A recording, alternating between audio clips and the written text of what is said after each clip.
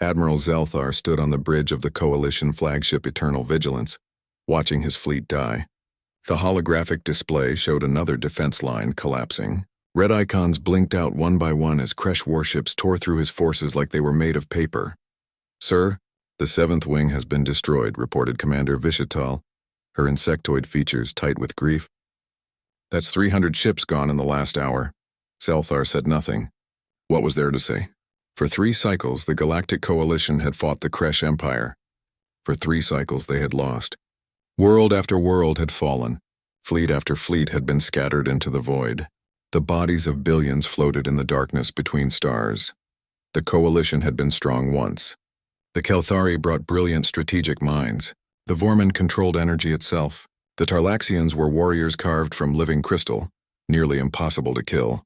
Together, they had maintained peace across 200 systems for generations. Then the Kresh came. They arrived from the galactic east with technology that shouldn't exist. Their weapons warped reality. Their shields bent space itself. Their fleets numbered in the thousands. Every battle followed the same pattern. Coalition forces would fight bravely, would use every trick and tactic they knew, and would die anyway. "The Epsilon threshold is lost," another officer reported. "Kresh forces are advancing toward Sanctum Prime." Sanctum Prime, the last fortress world. The final hope. If it fell, the Coalition died with it. 60 billion souls lived on that planet. Refugees from 17 conquered worlds crowded its cities, praying for salvation that would never come. Zelthar looked at his reflection in the dark viewport. He was old by Kelthari standards, his carapace dulled with age and scarred from countless battles. He had fought in 12 major wars before this one. He had never lost before. He had never watched entire civilizations burn. "How long until they reach Sanctum Prime?" he asked quietly. 4 days, sir. Maybe 5 if we commit our remaining reserves. Reserves. They had maybe 200 functional warships left.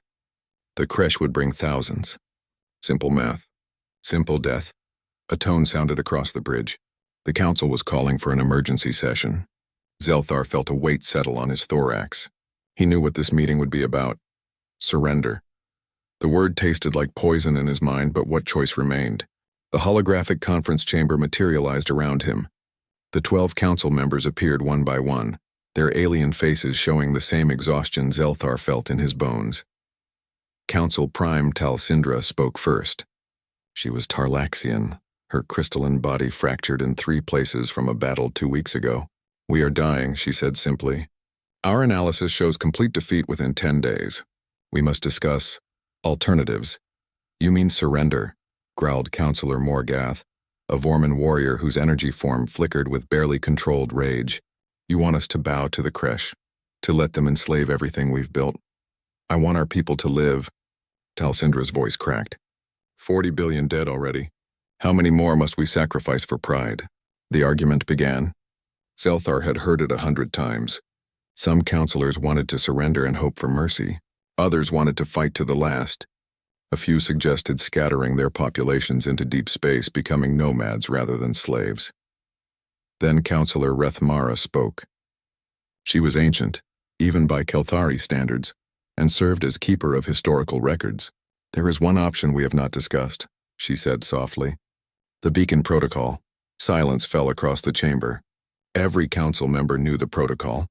It was ancient, created in the Coalition's earliest days as a final desperate measure. A message transmitted to every corner of the galaxy, begging for help from anyone who might answer. "The beacon protocol is meaningless," Morgath said. "We know every spacefaring species in the galaxy. The neutral powers won't help us.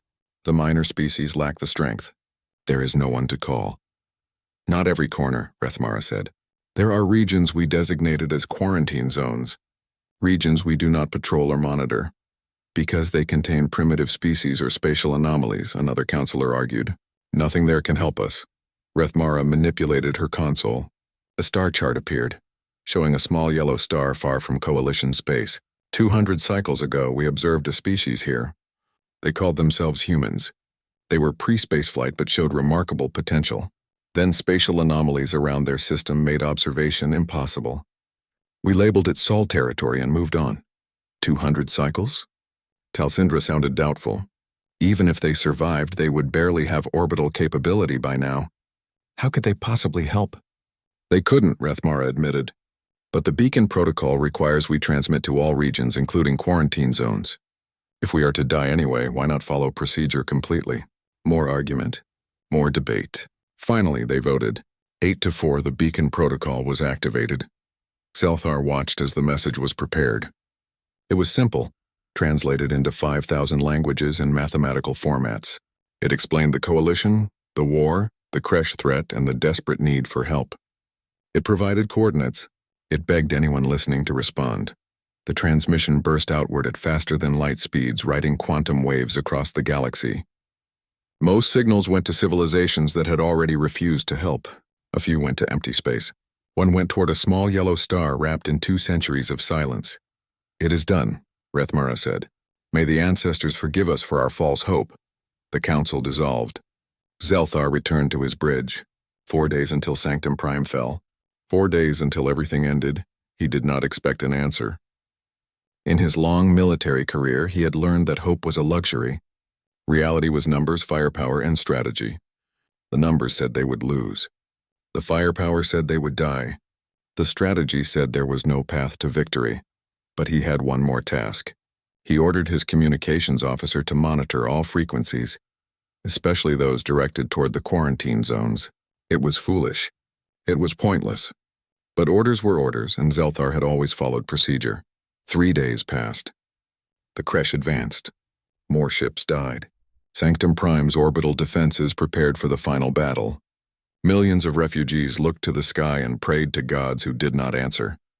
Then, on the morning of the 4th day, alarms screamed across the bridge. "Sir, spatial distortions detected at the system's edge." Zelthar's head snapped up. "Kresh reinforcements? Unknown. The signatures don't match any known propulsion system. They're massive. Hundreds of them." The holographic display lit up with contacts. Not red enemy icons, but unknown yellow markers. They appeared from faster-than-light travel in perfect formation, emerging from the direction of dead space where nothing should exist. Zelthar's blood ran cold. Another enemy? Here to claim the scraps after the Kresh finished feeding? Then his communications officer gasped. "Sir, we're receiving a transmission. It's in Galactic Standard. Perfect Galactic Standard. Play it," a voice filled the bridge. It was strange, with odd tonal qualities, but confident and clear. "Coalition forces, this is Admiral Chen of the United Earth Space Command. We received your distress call. Hold your positions. Human Armada is entering the war zone." Zelthar stared at the display, at the hundreds of unknown contacts, at the impossible signatures from a dead zone, at salvation arriving from a species that shouldn't even have left their planet yet. "Humans," he whispered. The humans answered. The bridge of the Eternal Vigilance erupted into chaos. Officers shouted over each other. Alarms blared. The holographic display updated every second as more contacts appeared from faster-than-light travel. Hundreds became thousands of data points, each representing something unknown. "Get me tactical analysis now," Zelthar commanded, his voice cutting through the noise. "And someone find out what a human is." Commander Vishatal worked her console frantically. "Sir, the historical database has limited information. Humans were observed 200 cycles ago in the Sol system. Pre-spaceflight species, bipedal mammals, classification, potential future threat due to aggressive tendencies and rapid technological advancement. 200 cycles ago they couldn't leave their planet," another officer said. "How are they here now with hundreds of ships?" "The spatial anomalies." Rethmara's voice came through the communication channel. She had connected from the council chambers. "We couldn't observe them for 2 centuries. We don't know what happened in that time." Zelthar studied the display. The unknown contacts were approaching at incredible speed. Their formation was tight, disciplined, military. But whose military? Friend or foe? "Magnify the lead vessels," he ordered. The hologram zoomed in. Zelthar's breath caught. The ships were unlike anything in the Coalition database. They were sleek where Kresh ships were brutal. Elegant where Coalition vessels were functional. They had curves that suggested speed and angles that promised violence. Each ship bristled with weapon ports and sensor arrays. Size estimate, ranging from 300 meters to, ancestors preserve us, 2 kilometers for the largest vessels. Sir, some of these ships are bigger than anything we've ever built. 847 ships total. Tactical reported. All reading active weapons and shields. Energy signatures are off the charts. I've never seen power readings like this. Zelthar forced himself to think clearly. This could be salvation or doom. Open a channel. Let me speak to this Admiral Chen. The communication officer worked quickly. Channel open, sir. Admiral Chen of Earth, this is Fleet Admiral Zelthar of the Galactic Coalition. We received your transmission. Can you confirm your intentions? A pause. Then the voice returned, and this time it carried weight. It was calm, controlled, but underneath was something dangerous. Admiral Zelthar, our intentions are simple. Your beacon protocol reached Earth 3 days ago.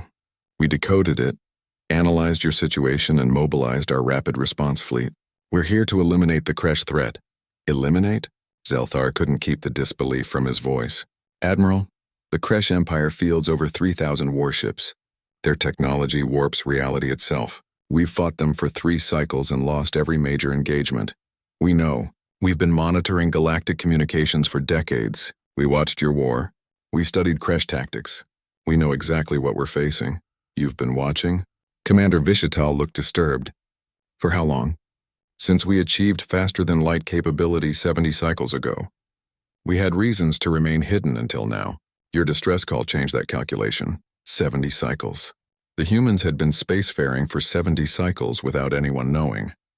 Zelthar felt reality shifting beneath him. What else didn't the Coalition know about the galaxy? Across Coalition space, the same conversation was happening. Council members scrambled through archives. Scientists analyzed the sensor data. Everyone asked the same questions. Who were these humans? Where had they come from? Could they be trusted? But on the Kresh command ship Reality's Edge, Grand Marshal Kethrol was laughing. Humans? He studied the intercepted transmission on his display. Never heard of them. Probably some minor species hoping to scavenge glory from our victory. His tactical officer looked less certain. Sir, their fleet composition is unusual. Those energy signatures are meaningless, Kethrol interrupted. Do you know how many times some brave fools arrived to save the Coalition? 7 times. 7 species that thought themselves heroes.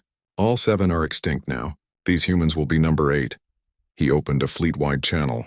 All Kresh forces, this is Grand Marshal Kethrol.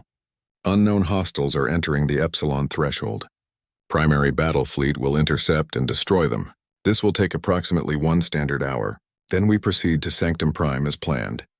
2,000 Kresh warships adjusted their course. They formed the Dreadclaw formation, a tactic that had broken 50 Coalition defensive lines. Reality warping shields flickered to life around each vessel. Weapons that could crack planets charged up. The Kresh were confident. They had earned that confidence through 3 cycles of unbroken victory. They were the apex predators of the galaxy. Nothing could stop them. Back on the Eternal Vigilance, Zelthar watched the Kresh fleet move to intercept the humans. His tactical display showed the matchup clearly. 2,000 Kresh ships versus 800 human vessels. The math was brutal. Admiral Chen, he said urgently, the Kresh primary fleet is moving to engage you. 2,000 warships with reality warping technology. You need to withdraw. Your 800 ships cannot... 847, Chen corrected gently. And, Admiral, with respect, you don't know what our ships can do. We've had 2 centuries to prepare for this. 2 centuries isolated, evolving, advancing. The galaxy forgot about us. That was our advantage. But the numbers matter, Chen agreed. But so does technology. So does training. So does doctrine. The Kresh are strong, Admiral, but they've never fought humans before. They don't know what we're capable of. That's going to cost them. Zelthar wanted to argue, but something in Chen's voice stopped him. It wasn't bravado. It wasn't false confidence. It was certainty. Cold, hard certainty. All Coalition forces pull back to Sanctum Prime's orbit, Chen continued. Stay out of the engagement zone. This won't take long. How long? Zelthar asked. The Kresh fleet will be eliminated in approximately 60 seconds after they open fire. Maybe 70 if they're lucky. Stay clear and watch. Humanity is announcing its return to the galaxy. Let the whole galaxy see what happens to those who slaughter the innocent. The channel closed. Zelthar stared at the display. 60 seconds. It was insane. It was impossible. Pull all forces back, he ordered quietly, and record everything. If these humans are about to die bravely, the least we can do is remember their sacrifice. But Commander Vishatal was studying her sensor data, her compound eyes wide. Sir, the human ships. They're not acting like any military formation I've ever seen. Their coordination is too perfect. It's like they're all one organism, and their targeting computers just locked onto every single crash vessel simultaneously. That's impossible. There are 2,000 targets, I know, sir. But they did it anyway, in under 2 seconds. Zelthar felt something strange stir in his chest, something he hadn't felt in 3 cycles of losing. It took him a moment to recognize it. Hope. The 2 fleets raced toward each other. Crash vessels radiated confidence, their reality warps making space shimmer around them. Human ships moved like hunting predators, silent and purposeful. Grand Marshal Kethral opened a mocking transmission to the human fleet. Unknown species, you have 1 chance to flee before we erase you from existence. Surrender now or die. Admiral Chen's response was immediate. You've got 1 chance to surrender. You have 10 seconds. Kethral's laughter echoed across the communication channels. Kill them all. 2,000 crash ships opened fire, and the galaxy learned what humanity had become in 2 centuries of silence. The crash opened fire with everything they had. 2,000 warships unleashed weapons that had conquered half the galaxy. Reality-warping missiles streaked through space. Plasma beams thick as starships burned across the void. Graviton bombs that could collapse suns launched in waves. It was enough firepower to destroy planets. Enough to crack moons. Enough to vaporize any fleet the Coalition had ever assembled. The human ships didn't dodge. On the Eternal Vigilance, alarms screamed as sensors registered the incoming destruction. Commander Vishtal made a sound of horror. Other officers looked away, unable to watch another Allied fleet die. Only Admiral Zelthar kept his eyes on the display. He had seen too much death to look away now. If these brave humans were about to be erased, he would witness it. He owed them that much. The crash weapons hit the human formation, and nothing happened. The missiles exploded against shields that didn't even flicker. Plasma beams splashed off invisible barriers like water off stone. Graviton bombs detonated harmlessly against defensive fields that seemed to laugh at reality itself. Not 1 human ship took damage. Not 1 shield even weakened. Impossible, Vishatal whispered. Those were reality-warping weapons. They ignore conventional defenses. How time elapsed since Crash opened fire. Zelthar's voice was steady, but his mind was racing. 10 seconds, sir. On the Crash flagship, Grand Marshal Kethral stared at his display in disbelief. Fire again. Full spread. Every weapon. But Admiral Chen's voice cut through the chaos, calm and cold. Your turn is over. Now it's ours. The human fleet opened fire. What happened next would be studied by military academies for generations. What happened next would make admirals wake up screaming. What happened next proved that humanity had not been idle during their 2 centuries of isolation.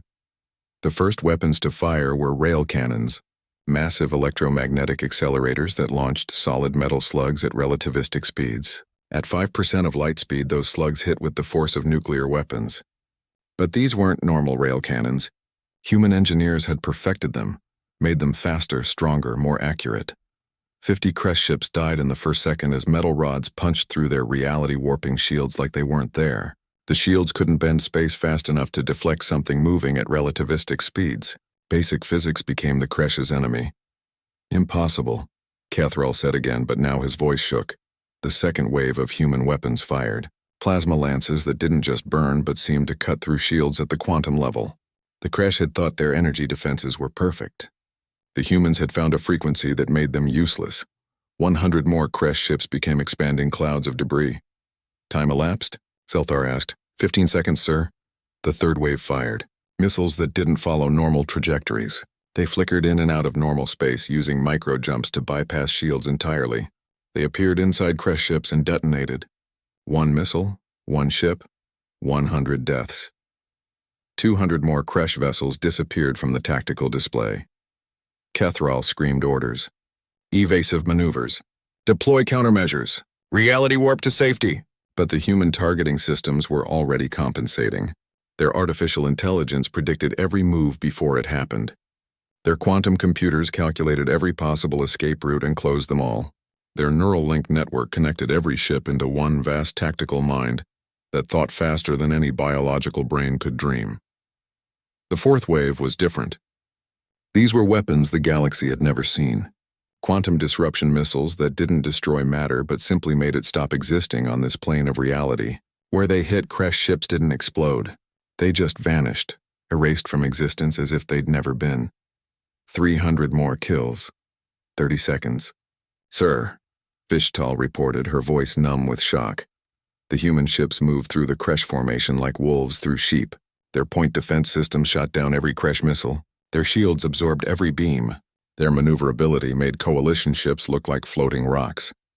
They danced through space, each movement precise, each action calculated, each shot a guaranteed kill. The fifth wave combined everything. Rail cannons, plasma lances, quantum missiles, and something new. Antimatter warheads wrapped in magnetic containment fields. When they detonated, they released pure annihilation. Matter and antimatter met and became pure energy. The crash center formation simply ceased to exist in a blaze of light bright enough to blind. Sensors, 45 seconds, grand. Marshal Kethral tried one last desperate tactic. He ordered all remaining ships to concentrate fire on a single human vessel. If they could kill even one enemy ship, it might show that humans could bleed. 400 Kresh warships targeted the human destroyer Relentless. Every weapon they had left fired at once. The Relentless didn't even slow down. Its shields held perfectly, and while the Kresh wasted their fire on one ship, the rest of the human fleet eliminated 200 more targets. 55 seconds, sir. Withdraw, Kethral screamed. All ships, emergency faster than light retreat. But the humans had planned for that too. Around the battlefield, human ships deployed devices that created spatial disruption fields. Faster than light travel became impossible. The Kresh were trapped. Admiral Chen's voice came through, and now it carried an edge of anger. You wanted war, Marshal. You slaughtered billions. You burned worlds. You made the innocent scream. Did you think there would be no reckoning? Did you think you could kill forever without consequence? The final wave of human weapons fired. Every remaining Kresh ship was targeted simultaneously. Rail cannons, plasma lances, quantum missiles, and antimatter warheads all launched together in one perfectly coordinated strike. The battlefield lit up like a newborn star. 60 seconds, Vishtal whispered. The light faded. The sensors cleared.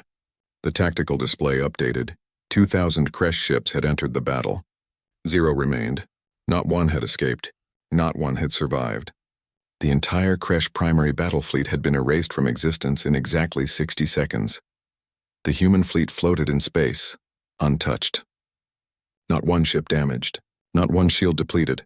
Not one casualty reported. Silence filled the eternal vigilance bridge. Every officer stared at the display, trying to process what they'd just witnessed. Trying to understand what it meant, Admiral Zelthar felt something breaking inside him. For 3 cycles, he'd watched his people die. For 3 cycles, he'd believed the Kresh were unstoppable. For 3 cycles, he'd carried the weight of inevitable defeat. And in 60 seconds, a species the galaxy had forgotten had proven everything wrong. Get me Admiral Chen, he said quietly. The channel opened. Yes, Admiral Zelthar. How? The word came out broken. How is this possible? Chen's response was gentle, almost sympathetic. You asked how long we've been watching the galaxy. 70 cycles, I said. But that's not quite true. We've been preparing for much longer. Humanity nearly destroyed itself 200 cycles ago. We fought a civil war that killed billions. It was brutal. It was terrible. And when it ended, the survivors made a choice. What choice? We decided to never be weak again. We decided that if humanity was going to be violent, that violence would only be directed at those who deserved it. We isolated ourselves, built new technology, trained new soldiers, created new weapons. We watched the galaxy and waited for the moment we would be needed.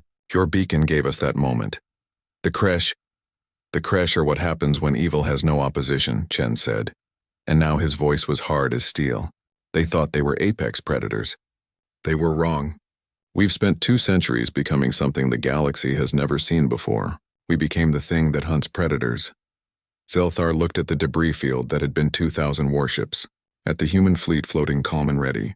At Salvation that had arrived from silence, what happens now? He asked. Now? Shen's voice carried grim purpose. Now we end this war. The Kresh wanted to destroy the innocent. They wanted to conquer the helpless. They made their choice. We're going to show them what happens when humanity decides someone needs to be stopped. The human fleet began moving, not toward Sanctum Prime, toward Kresh space, toward the empire that had caused so much death. Zelthar watched them go, and for the first time in 3 cycles, he allowed himself to believe in victory. 3 hours after the battle, Admiral Zelthar stood in a transport shuttle approaching the human flagship UESC Indomitable. With him were Commander Vishital and 3 council members, including Rethmara. They had been invited aboard to discuss coordination and strategy. "I still can't believe what we witnessed," Counselor Talsindra said, her crystalline form reflecting the shuttle's interior lights. 60 seconds.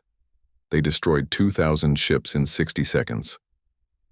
"The sensor logs have been verified 17 times, Vishital replied. "Every coalition vessel recorded the same data. It happened exactly as we saw it." Rethmara was quiet, studying a datapad filled with historical records. 200 cycles ago, humans were using primitive chemical rockets. They had just sent their first explorers to their own moon. Now they have weapons that make our entire arsenal look like toys. The shuttle docked, the airlock opened, and Admiral Zelthar got his first look at actual humans. They were shorter than Kelthari, taller than Tarlaxians. Bipedal mammals covered in uniforms of dark blue with strange insignias. Their faces were mobile and expressive in ways that reminded Zelthar of primates, but their eyes held intelligence that was anything but primitive. Admiral Chen stepped forward. She was a human female of middle years, her black hair tied back, her posture military perfect. "Admiral Zelthar, welcome aboard the Indomitable. I'm glad we could meet in person." They touched appendages in greeting, a human custom called a handshake. Chen's grip was firm but not aggressive. Professional. "Thank you for seeing us, Admiral Chen," Zelthar said. "And thank you for your intervention. You saved billions of lives today." "That's why we came." Chen gestured down a corridor. "Please follow me to the briefing room. We have much to discuss." As they walked through the ship, Zelthar observed everything. The corridors were clean and efficient. Crew members moved with purpose and discipline. The technology was everywhere but integrated seamlessly. And the ship felt alive in a way coalition vessels didn't, humming with power barely contained.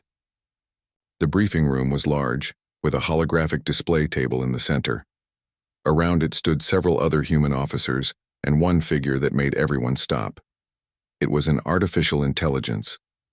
A fully sentient AI with a holographic avatar, something the Coalition had banned centuries ago after the machine wars. "Don't worry," Chen said, noticing their reaction. "This is Artemis, our tactical AI. We've solved the problems you encountered with artificial intelligence. Artemis and her siblings are partners, not threats." The AI smiled, an eerily human gesture. "I assure you I have no desire to exterminate organic life, though I admit I did enjoy calculating the Kresh fleet's destruction. They were mathematically quite predictable." They sat at the table. Chen activated the hologram, showing a map of Coalition space, Kresh territory, and human space. Zelthar was shocked to see that human space was vast, encompassing hundreds of systems he thought were empty. "We owe you an explanation," Chen began, "about where we've been and what we've been doing." She told them the story. 200 cycles ago, humanity had achieved faster-than-light travel. They had been excited, ready to join the galactic community. But before they could announce themselves, they intercepted Coalition broadcasts. They learned about galactic politics, wars, and threats. And they learned they were not ready. "We were still fighting among ourselves," Chen explained, "still divided into hundreds of nations, still carrying old hatreds. If we'd joined the galaxy then, we would have been weak, exploited, possibly enslaved. So we made a different choice." "You hid," Talsindra said. "We unified," Chen corrected. "The spatial anomalies around Sol were natural, but we enhanced them, made our space impossible to observe. Then we spent 2 centuries fixing ourselves. We ended poverty. We ended war between human nations. We built a true global government, the United Earth." "And you built weapons," Counselor Morgath observed, his energy form flickering with interest. We built everything. Weapons, yes, but also medicine that can regrow organs. Quantum computers that think faster than any biological brain. Nanotechnology that can build cities or break down pollutants. We took our aggressive, competitive, innovative nature and focused it entirely on advancement. Chen manipulated the hologram. Images appeared showing human colonies, orbital cities, massive shipyards. We didn't just advance technologically. We transformed ourselves. Neural implants that link our soldiers into tactical networks. Genetic modifications that enhance strength and healing. AI partnerships that make our ships smarter than any crew. We became something new. Rethmara leaned forward. Why? Why such focus on military power? Because we watched the galaxy, Chen said quietly. We saw the Kresh rise.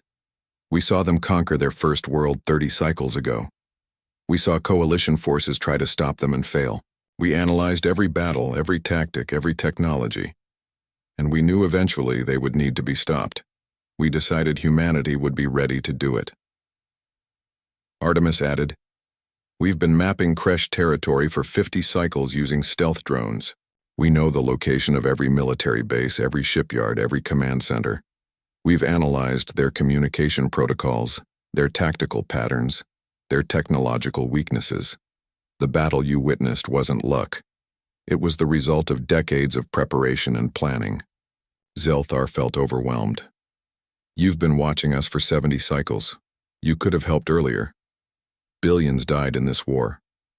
Chen's expression became pained. I know. Believe me, we debated intervention constantly. But we also knew we only get one chance at first contact. If we revealed ourselves too early before we were ready, the Kresh might have adapted. Prepared.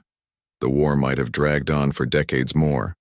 We waited until we could guarantee victory. And our beacon gave you the justification you needed, Vishatal said. Yes, you asked for help. We're not invaders, we're not conquerors, we're responders. The coalition invited us in. That makes everything we do legitimate under galactic law. The hologram changed, showing real-time data from across Kresh space. Zelthar saw chaos. Kresh fleets were retreating from every front. Commanders were screaming conflicting orders. And across their communication networks, one word was repeated again and again. Humans. They're panicking, Morgath said with satisfaction. They should be, Artemis replied. After analyzing the battle footage, they've realized they cannot win. Their technology is inferior. Their tactics are predictable. Their morale is breaking. The empire that conquered 17 coalition worlds is discovering that they are now the prey. Chen stood and paced around the table. Here's what happens next. We're going to systematically dismantle the Kresh military. Not invade their worlds, not harm civilians. Just eliminate every warship, every weapon platform, every military installation. We'll do it quickly and precisely. How quickly? Talsindra asked. 2 weeks, maybe 3 if they hide well. We have 3 more fleets en route. By the time they arrive, the Kresh Empire will no longer have a military capable of threatening anyone. Zelthar processed this. 2 weeks to destroy an empire that had fought the coalition for 3 cycles. And after? What does humanity want from the galaxy? Partnership, Chen said simply. The coalition invited us with your beacon. We'd like to join formally. Equal members, not rulers. We'll contribute our technology, our military, our resources. In exchange, we gain allies and trade partners. We gain a place in the galactic community we should have joined 2 centuries ago. Your military power would make you dominant, Counselor Morgath pointed out. You could rule the coalition if you wanted. We don't want that, Chen said firmly. Humanity learned the hard way that empires built on force crumble eventually. We want genuine cooperation, mutual respect. We'll maintain our own military command, yes. But we'll work with coalition forces, not replace them. Rethmara spoke up. What about the Kresh themselves? After you dismantle their military, what happens to their people? They'll be placed under supervised reconstruction. Think of it like parole for an entire civilization. They'll disarm completely, pay reparations to the coalition, implement reforms to prevent future aggression. But we won't exterminate them. We won't enslave them. Humanity believes in justice, not revenge. Even after they killed billions? Talsindra's voice was bitter. Even then, Chen confirmed, because becoming monsters to fight monsters leaves the galaxy with more monsters. We'll hold the Kresh leadership accountable. War crimes trials, imprisonment. But their children don't deserve punishment for their parents' sins. The meeting continued for hours. They discussed logistics, communication protocols, integration strategies. The humans were professional, prepared, and genuinely interested in working with the coalition rather than dominating it.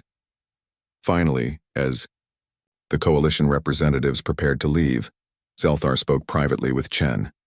Your people spent 2 centuries preparing for this moment, he said, transforming yourselves into something the galaxy has never seen. Why? What drives humans to such extremes? 3 weeks after the human armada entered the war zone, Admiral Zelthar stood on Sanctum Prime watching broadcasts from across the galaxy. Every news network, every communication channel, every public forum was talking about the same thing. The war was over. The Kresh Empire had surrendered.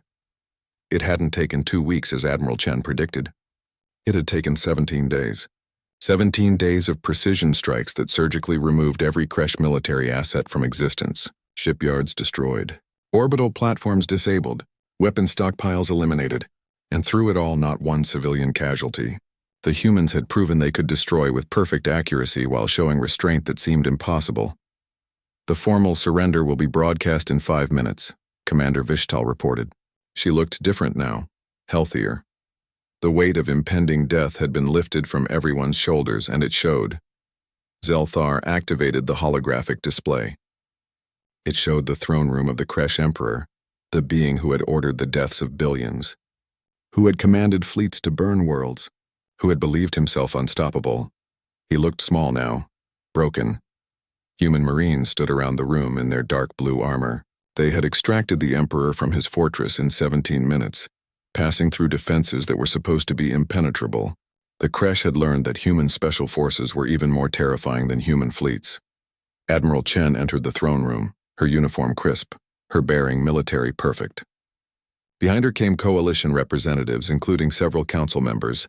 Emperor Vecthral, Chen said formally, you are charged with war crimes, genocide, and crimes against sapient life. The evidence against you is overwhelming. The death toll is documented. The suffering is recorded. How do you plead? The Emperor said nothing. His 4 eyes stared at the floor. Your silence is noted, Chen continued. By authority of the Galactic Coalition and the United Earth Space Command, I accept the Kresh Empire's unconditional surrender. The terms are as follows. She read them aloud. The Kresh military would be completely dismantled. All warships destroyed or repurposed. All weapon platforms demolished. The Empire would pay reparations to every world they conquered. Their leadership would stand trial. Their territory would be placed under coalition supervision for no less than 50 cycles. Your people will be given a chance to rebuild, Chen said. A chance to prove they can exist peacefully in the galaxy. But that chance comes with absolute conditions. Break them and humanity will return. And next time we won't be gentle.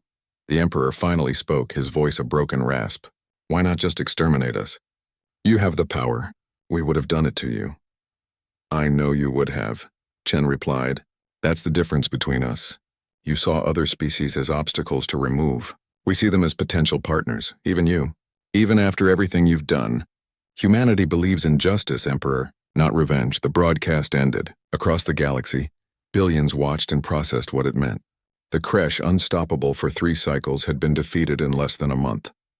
And the species that did it was now offering them mercy. Over the next weeks, Admiral Zelthar watched humanity integrate into galactic society. They were unlike anything the Coalition had known. They shared technology freely, teaching Coalition engineers about quantum computing and neural networks. They offered medical advances that would save millions. They opened trade relations and cultural exchanges, but they also maintained their military readiness. Human fleets patrolled former Kresh territory. Human bases were established in strategic locations. They were friendly, helpful, and generous. But everyone knew the same truth.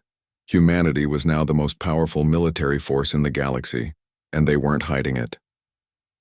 A month after the surrender, the Coalition Council held a formal ceremony. Sanctum Prime's Great Assembly Hall was filled with representatives from every Coalition species. Media from hundreds of worlds broadcast the event. Council Prime Talsindra stepped to the podium, her crystalline form repaired and gleaming. 53 days ago we were dying. The Kresh Empire was at our gates. Our fleets were shattered. Our worlds were burning. We sent out a desperate call for help, not expecting an answer. She gestured to where Admiral Chen stood with other human representatives. But the universe surprised us. A species we thought primitive, a people we had forgotten, answered our call. They didn't ask for payment. They didn't demand concessions. They simply came when we needed them most. Today, we formally welcome humanity into the Galactic Coalition as equal members. We offer them not just gratitude, but partnership. We recognize that the galaxy is better with humanity in it. Stronger, safer, more hopeful. Applause filled the hall. Admiral Chen stepped forward to accept the formal membership documents. But before she could speak, Talsindra held up a hand. "There is one more matter," the Council Prime said. "Admiral Zelthar, please step forward." Zelthar was confused, but he obeyed. He stood next to Chen at the podium, unsure what was happening. "Admiral Zelthar served the Coalition for 70 cycles," Talsindra said. "He fought in 13 major wars. He commanded fleets in battles no one else wanted to lead. And during our darkest hour, when hope seemed lost, he continued to fight. Not because he believed we could win, but because someone had to stand between the innocent and the darkness." She turned to face him directly. "The Coalition wishes to offer you a position. We are creating a new joint command structure. Coalition forces and human forces working together. We need someone to lead it, someone both sides respect, someone who understands sacrifice. Admiral Zelthar, will you accept the position of Supreme Commander of Coalition Defense Forces?" Zelthar was stunned. Before he could respond, Admiral Chen spoke up. "I support this nomination," she said. Admiral Zelthar proved his character in the worst circumstances possible. Humanity would be honored to serve alongside him. The hall erupted in applause again. Zelthar felt emotions he couldn't name. For 3 cycles he had carried the weight of failure, of watching his people die, of being unable to stop the slaughter. And now they were offering him trust, responsibility, hope. "I accept," he said quietly. Then louder, "I accept."